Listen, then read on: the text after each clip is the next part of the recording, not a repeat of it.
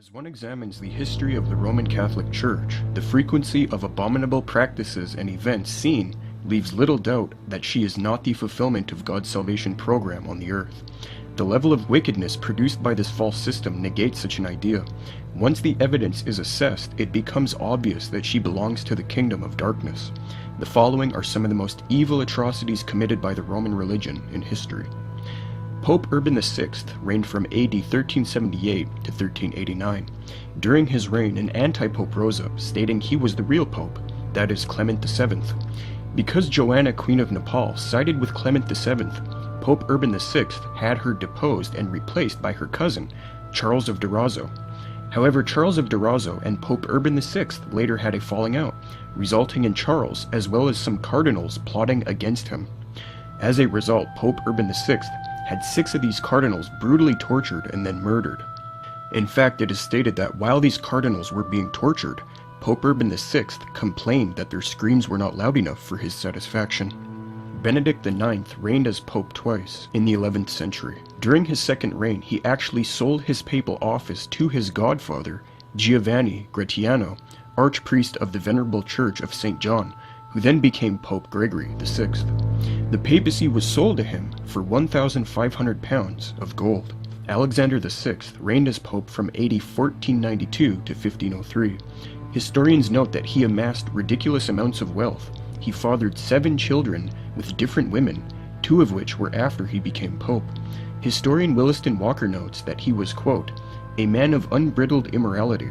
His great concern was to advance his bastard children, especially his daughter, Lucrezia Borgia, by advantageous marriages, and his unscrupulous and murderous son, Cesare Borgia, by aiding him to carve a principality out of the Papal States. Philip Schaff explains an unthinkable event near the end of Alexander VI's life, quote, 2 years before Alexander VI's death, October 31st, 1501, an orgy took place in the Vatican by Caesar's appointment, whose obscenity the worst of the imperial revels could hardly have surpassed.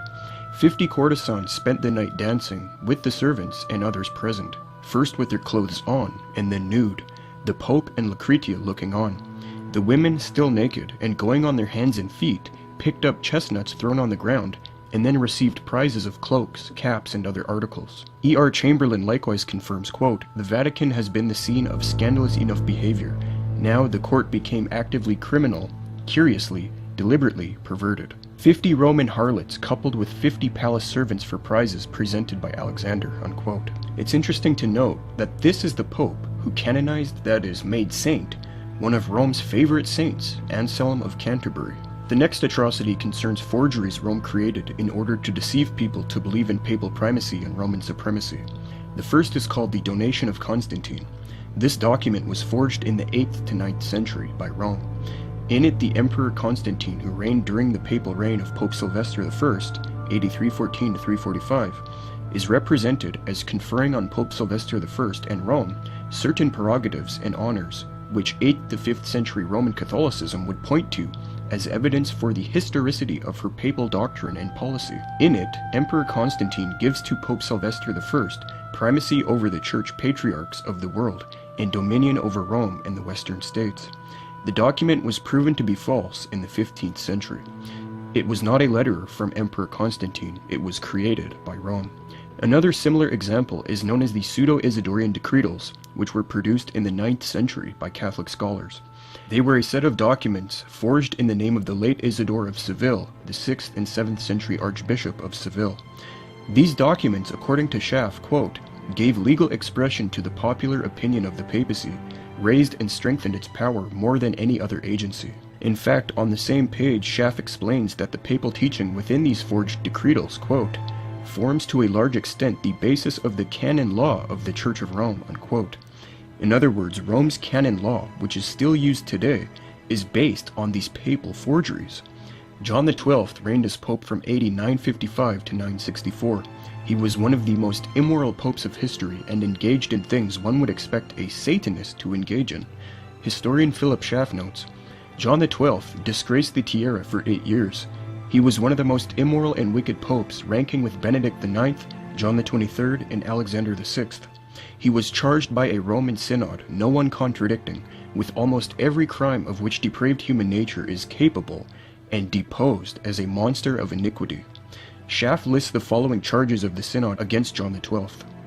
Appearing constantly with an armed sword, lance, helmet, and breastplate, that he neglected matins and vespers, that he had made a boy of 10 years a bishop, and ordained a bishop or deacon in a stable, that he had mutilated a priest, that he had set houses on fire like Nero, that he had committed homicide and adultery, had violated virgins and widows high and low, lived with his father's mistress, converted the pontifical palace into a brothel, drank to the health of the devil, and invoked at the gambling table the help of Jupiter and Venus and other heathen demons. Now, the Reformers protested the veneration of relics which Catholics fervently sought out in the medieval era. It was affirmed that veneration of these fake relics would shorten a person's time in purgatory. Explaining some of these is Eleanor Herman, quote, "The body parts of the saints were called first-class relics. Some Italian churches boasted magnificent first-class items, drops of Virgin Mary's breast milk, the foreskin of Jesus' penis, and his umbilical cord. Other churches offered second-class relics, articles that had been intimately connected with the holy person during his or her life. One Roman church exposed Jesus' cradle from the manger, and another the marble pedestal on which Pontius Pilate had had him flogged. This outraged regenerated Bible believers such as Luther and Calvin. In his work, The Theology of John Calvin, Charles Party highlights some of Calvin's recollections of these absurd relics, quote, "In a rare reference to his childhood, Calvin expresses the outrage of a small boy, observing the poor ignorant women of his parish, unable to distinguish between the figures of saints, murderers, and demons, adoring all alike with garlands. As an adult, Calvin notes that among the amazing things an account of relics would reveal is that every apostle had more than 4 bodies, and every saint 2 or 3. Equally amazing, anatomically, is the display of the foreskin of Jesus at 3 churches, one in Chirac, one in Rome, and a third in Hildesheim. Again, although only one man carried the cross, if all the pieces were assembled in the same place, one could build a ship. Among the credulous, goat droppings are taken for the beads of the Virgin Mary." Calvin recognizes that since the body of the Virgin Mary is not on earth, no bones can be produced, but the compensation is her breast milk. Had the breasts of the Most Holy Virgin yielded a more copious supply than is given by a cow, or had she continued to nurse during her whole lifetime, she scarcely could have furnished the quantity which is exhibited, unquote. The pornocracy is a name given to a period of 68 years in the 10th century, which spanned the reign of 15 popes. It started with Sergius III, who reigned from AD 904 to 911, and lasted to John XIII's reign from 965 to 972. It was a period where a family of nobility called the Theophylact family, most notably the women of the family Theodora and her daughter Marozia, had firm control over the popes and led the papacy into much immorality, wickedness, and corruption. J.N.D. Kelly and M.J. Walsh note, the papacy itself was effectively controlled by this powerful, unscrupulous family. Pope Sergius III was intimate with and had a child with Theodora's 15-year-old daughter, Marozia. Their child would then be installed as pope by the Theophylact family when he grew up. He would be named Pope John XI. The way Pope Sergius III became pope was that he marched to Rome with an armed force, deposed anti-pope Christopher, and had him thrown into the Gaul, after which he was executed. Pope John X, AD 914 to 928, was at first on good terms with the Theophylact family, which was at this time still controlling the papacy. However, because of certain political actions, Marozia, daughter of Theophylact, organized a revolt against him. They had his brother murdered, and he himself ended up being deposed of his papal office and suffocated to death. This family freely installed popes such as Leo VI, Stephen VII, and others. Marozia married numerous times during the siege of the papacy. Commenting on this horrible time, Philip Schaff notes, "The papacy itself lost all independence and dignity, and became the prey of avarice, violence, and intrigue, a veritable synagogue of Satan. It was dragged through the quagmire of the darkest crimes, and would have perished in utter disgrace had not Providence saved it for better times. Pope followed pope in rapid succession, and most of them ended their career in deposition, prison, and murder.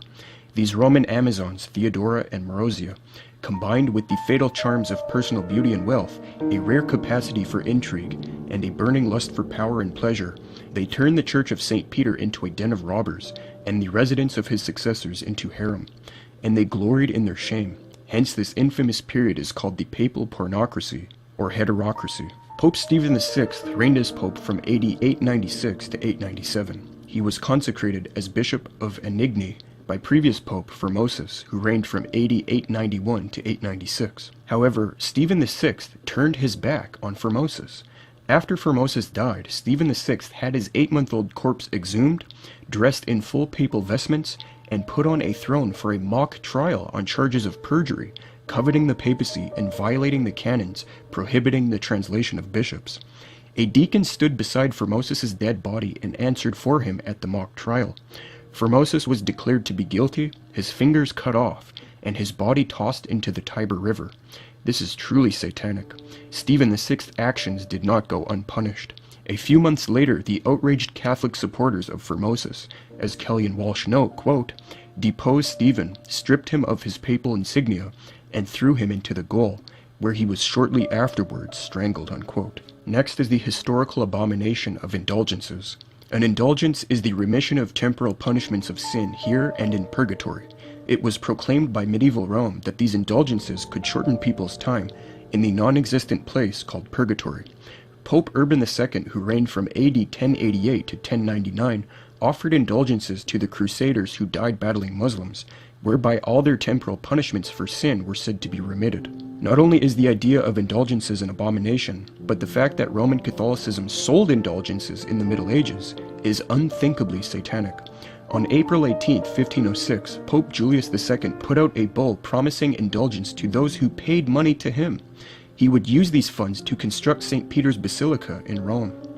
Rome commissioned certain preachers like Tetzel to go around scaring Catholics into giving their money so that they could get loved ones out of purgatory faster. The logical abuse which came about is that people would sin willfully, thinking it was okay since they would just pay money to get the temporal punishments for sin remitted. This despicable practice was fervently opposed by the reformer Martin Luther. The Inquisitions. The word Inquisition refers to harsh or unfair investigations or a series of questions. The Roman Catholic Inquisitions consisted of organizations within the Catholic Church acting on behalf of the Catholic Church, finding, interrogating, and punishing people who disagreed with Roman Catholic theology. We will be discussing two of the main stages or periods of Roman Catholic Inquisition.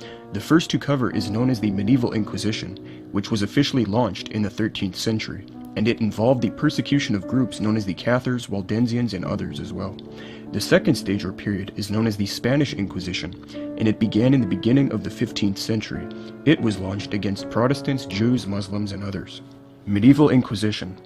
The lead-up to the 13th century Inquisition involves the massacre of a group of dissident believers known as the Cathars or Albigenses, who rose up in France in the 11th century.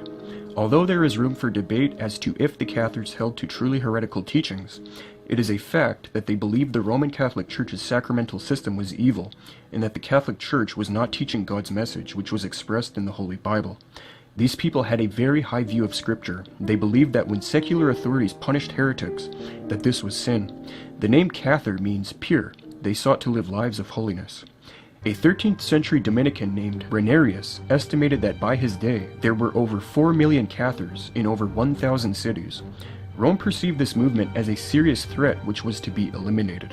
In 1179, the Third Lateran Council condemned and anathematized this group, and in 1208, Pope Innocent III decided to launch a vicious crusade against them.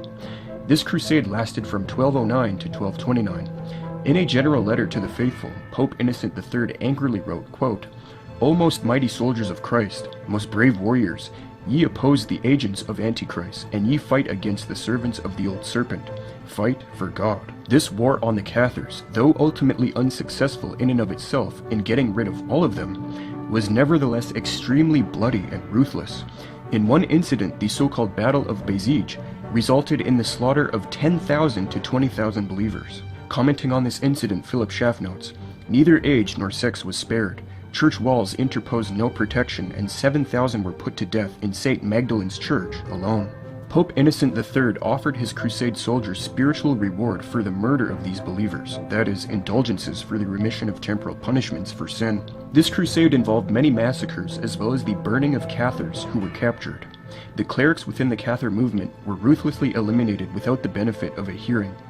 In regards to the stronghold of Minerve, 140 Cathar clerics were burnt alive, and the prisoners had their ears, noses, and lips cut off. Commenting on the severity of this crusade, historian Williston Walker notes that Innocent III's efforts, quote, led to 20 years of destructive warfare, in which the power of the southern nobility was shattered and cities and provinces devastated. Another group which was to be eliminated was known as the Waldensians. This movement began in 1177 in Italy and was based on the teachings of Peter Waldo, AD 1140 to 1218. The Waldensian believers affirmed that the Bible was the ultimate authority and that whatever was not found in Holy Scripture was not to be believed by Christians. These believers practiced memorizing the Bible, and its preachers went out 2 by 2 preaching. They, among other things, rejected masses and prayers for the dead as unscriptural and denied Rome's doctrine of purgatory. They also refused to venerate saints. Because of these teachings, the Roman Catholic Church enacted what is known as the Episcopal Inquisition, whereby local Catholic bishops would turn unrepentant Bible believers like the Waldensians and others, who refused Rome's teachings, over to civil authorities for punishment. This Episcopal Inquisition was ordered by Pope Lucius III, who reigned from AD 1181 to 1185. On November 4th, 1184, he, in unison with the Council of Verona, issued the bull Ad Abolendum, that is, on abolition, where he condemned and excommunicated the Waldensians and other sects. The bull says, quote, to abolish the malignity of diverse heresies which are lately sprung up in most parts of the world, it is but fitting that the power committed to the Church should be awakened, that by the concurring assistance of the imperial strength, both the insolence and malpertness of the heretics in their false designs may be crushed. We likewise declare all entertainers and defenders of the said heretics be liable to the same sentence, unless by adjuring his heresy and making satisfaction, he immediately returns to the orthodox faith. We decree him to be left to the sentence of the secular judge, to receive condign, that is deserved punishment, according to the quality of the offense. In the same bull, Pope Lucius III also decreed that the goods and money of the punished heretics be confiscated for the use of the Roman Church. This led to what is known as the first formal Inquisition in the medieval era.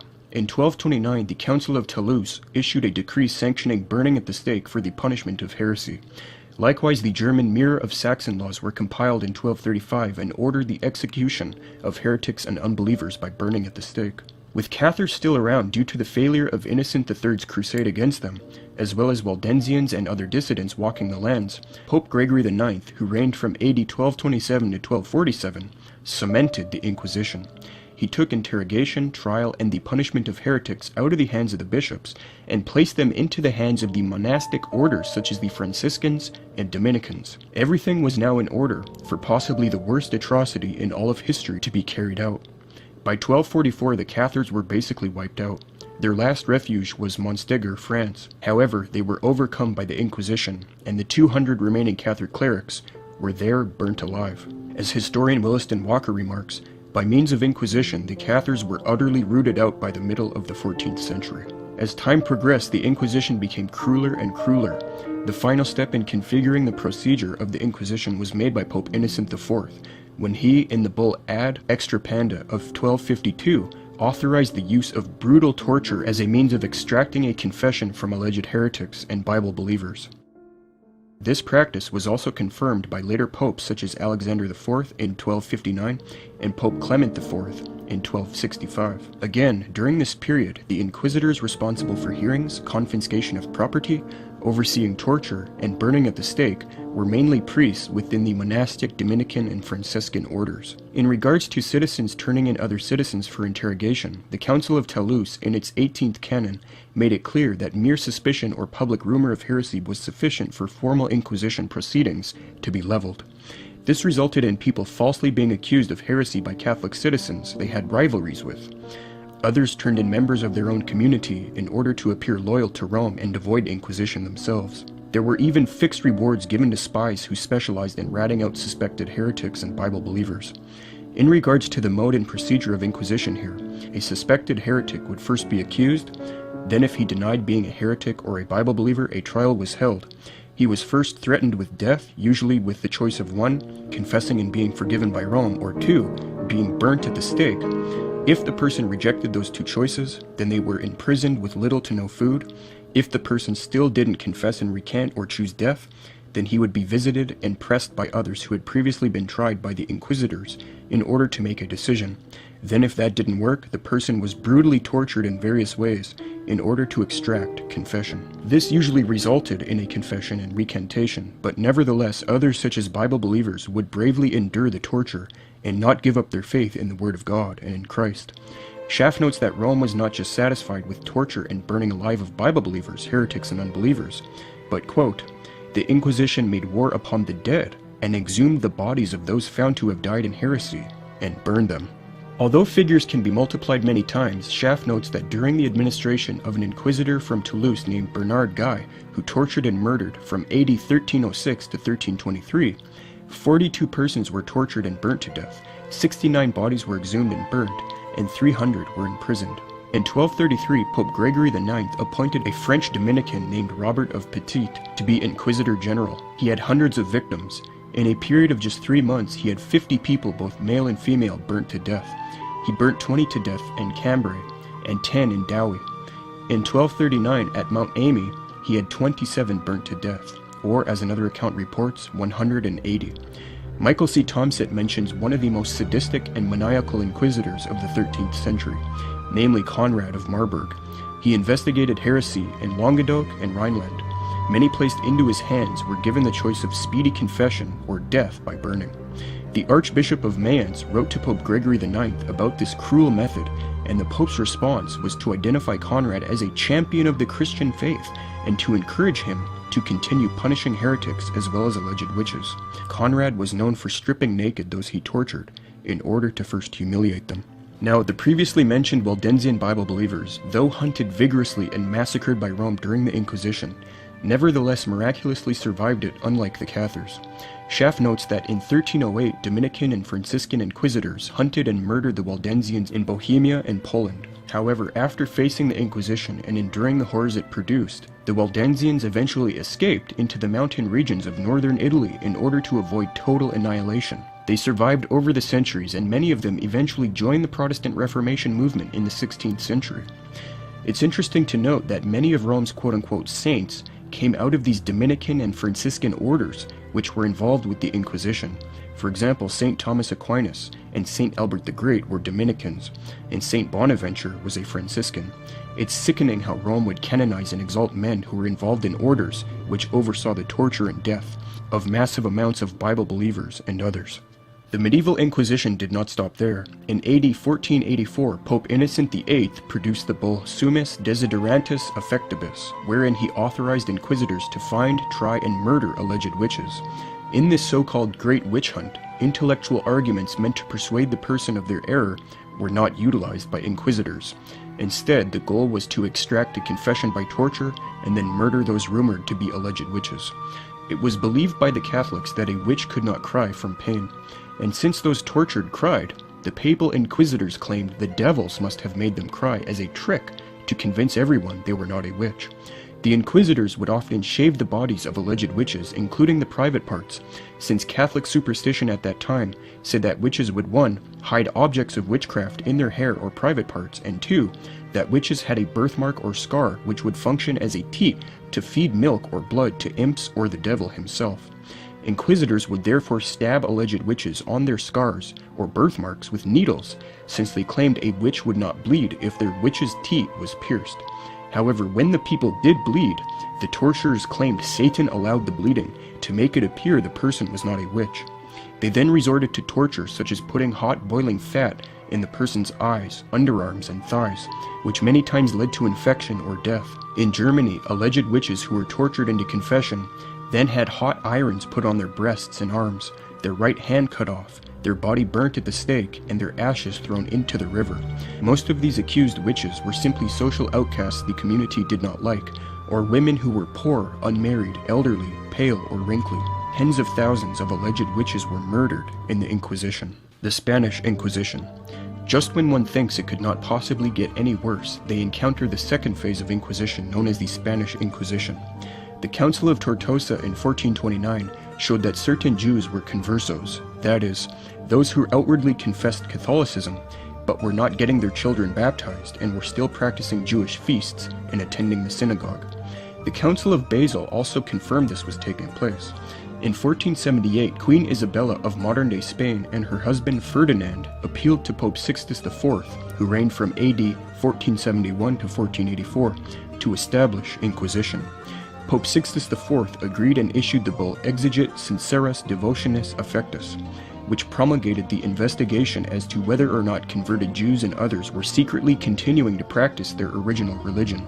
Historian Williston Walker remarks, "The Spanish Inquisition especially concerned itself with rooting out those Jewish and Muslim converts who had supposedly lapsed from the faith and with maintaining purity of blood in all offices of state and church. It was also to deal harshly with Spanish Protestants and all those suspected of Lutheranism." The way this Inquisition was set up was that 3 Catholic priests would be appointed to a tribunal being selected by Queen Isabella and Ferdinand. In 1480, 2 Catholic Dominicans were given this role, namely Juan de San Martin and Miguel de Murillo. Their advisor was Juan de Medina. As the plan progressed, there were too many prisoners in the common-containing area, and so they had to be moved to gloomy dungeons for Inquisition. On February 6, 1481, 6 months after this tribunal was established, 6 conversos accused of heresy were publicly burnt to death after a Catholic named Friar Alfonso de Ojeda first gave a grisly sermon to the masses. The papacy then appointed 7 more inquisitors. In 1482, more Inquisition tribunals were set up in Cordoba, and in 1483, even more were set up in Jaén and Ciudad Real. Schaff notes, quote, "According to a contemporary, by November 4, 1491, 298 persons had been committed to the flames." In regards to the tribunal in Ciudad Real, Schaff relays that within 2 years it had 52 heretics burnt, and in Avila, from 1490 to 1500, 75 were burnt alive and 26 dead bodies were exhumed and burned. In the 1480s, many conversos fled to Portugal to escape Inquisition. However, in 1536, the Inquisition found its way even there. In his work, The Grand Inquisitor's Manual, Jonathan Kirsch relays that, quote, "Protestants joined the Jewish and Muslim conversos as principal targets of the Spanish Inquisition. In 1533, a priest who was charged with the seduction of a nun sought to appease the inquisitors by offering them the names of 70 men and women whom he denounced as Lutheran heretics. The first Protestant burned for heresy by the Spanish Inquisition went to the stake in 1540, and 26 of the 30 accused heretics at the Auto at Toledo in 1559 were Protestants." The procedures of Inquisition at this time were as follows, as developed by the Inquisitors General Thomas de Torquemada. First, there was accusation. Any civilian could level an accusation of heresy or immorality against another, and it would result in a tribunal. Even if no citizen accused anyone, inquisitors could freely accuse citizens. Abuses crept in since the wealthy were often targeted by inquisitors since their wealth would be confiscated and go towards funding Inquisition. Second, there was detention. Once accused, the person was detained and their property was seized temporarily, depending on the outcome of the tribunal. Detention often lasted months. Families of the detained were not informed, which often resulted in women and children of the family not being able to survive without the man of the house around. Thirdly, after detention came interrogation. The goal was to gain a confession and pass a sentence. There was no intention of convincing the accused of the error of their alleged heresy or immorality. There were many methods of torture used to gain a confession, including the following. There was the garrucha or strappado, which was a suspension system which had ropes, weights, and pulleys. The victim's arms were tied behind their back. They were hoisted in the air, and then they were dropped. They were stopped in midair right before hitting the ground, so that the weights tied to their ankles caused great pain and dislocation.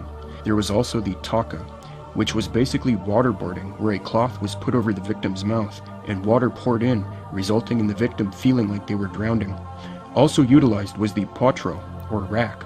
The victim was placed on this device and their arms and legs were severely stretched, causing excruciating tearing of the muscles and dislocation. In 1591, Pablo Garcia, the secretary of the Suprema in Madrid, wrote instructions on how this torture was to be carried out. He stated, quote, "If the prisoner should die or be injured or suffer heavy bleeding or have a limb mutilated during the torture, this will be their fault and responsibility and not ours, because they have refused to tell the truth." Fourthly, after interrogation through torture came hearings and trial.